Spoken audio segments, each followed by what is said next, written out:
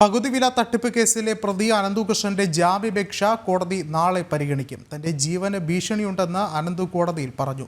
Custody കാലാവധി കഴിഞ്ഞതിനെ തുടർന്ന് അനന്തുകൃഷ്ണനെ police Muvattupuzha കോടതിയിൽ ഹാജരാക്കി.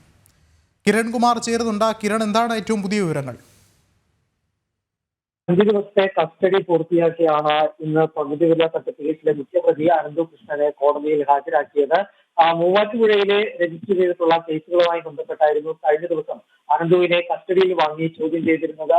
വിവിധ സ്ഥലങ്ങളിൽ, പ്രത്യേകിച്ച് അനന്തുവിന്റെ തട്ടിപ്പുമായി ബന്ധപ്പെട്ടുള്ള ഇയാള് വാങ്ങിക്കൂട്ടിയിട്ടുള്ള സ്ഥലങ്ങളൊപ്പം തന്നെ ഇയാളുടെ ഓഫീസ് പ്രവർത്തിച്ചിരുന്ന സ്ഥലങ്ങളിൽ അടക്കം എത്തിച്ച് ഇയാളെ തെളിവെടുപ്പ് പൂർത്തിയാക്കിയതിനു ശേഷമാണ് ഇന്ന് കോടതിയിൽ ഹാജരാക്കിയത്.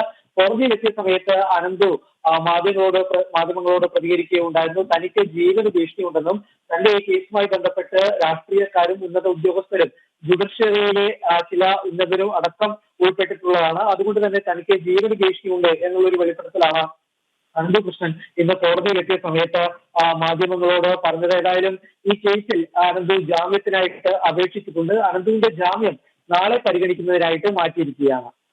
ശരി, കിരണാണ് വിവരങ്ങൾ നൽകിയത്.